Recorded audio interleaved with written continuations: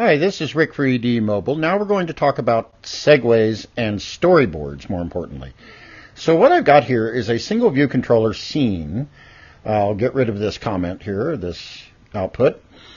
And this scene is created as the default with the single view controller template when we go File, New, Project, Single View Application. And then click Next and do what we've been doing all along. So here we go. We have this scene. It has a view controller, and the view controller we can see is ViewController.h, and we'll look at that here in a moment, or view controller. We see its class is ViewController, which is this class here. And we've also taken a button and dragged it out to the user interface, so we've got a button. Now, because this is a storyboard, we can have multiple scenes. So let's go ahead and in our storyboard, we'll add a new scene by adding a new view controller, this object here. So we'll drag it out to our scene, and then we'll place it someplace nice. Let's just put it right alongside this one and give it some room. Now, how do we get from the first scene, represented here, and the second scene? Well, we need to use a segue.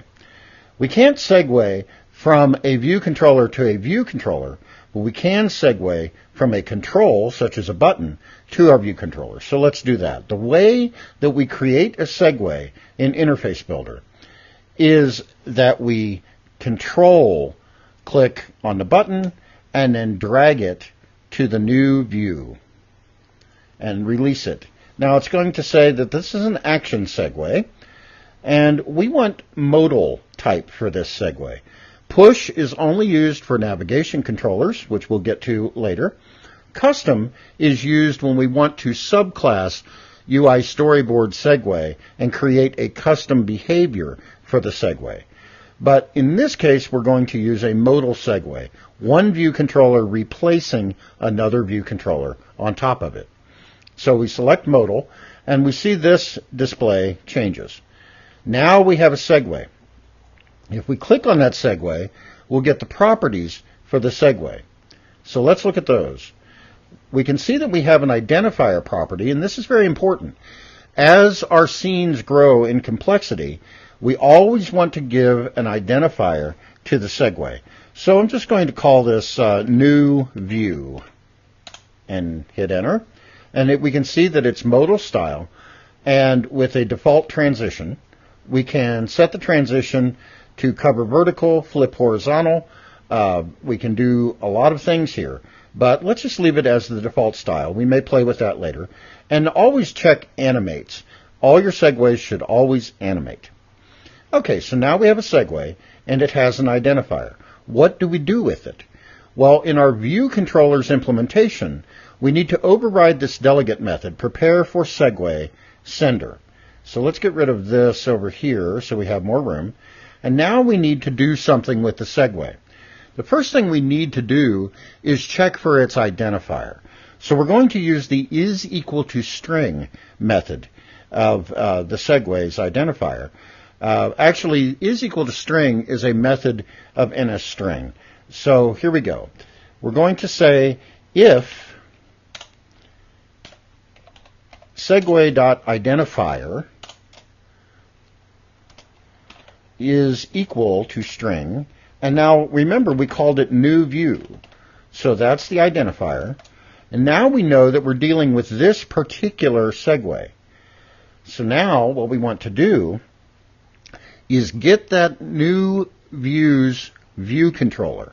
Well, we don't have a class over here. Normally we would have a class, but we can just make, for this example, a UI view controller.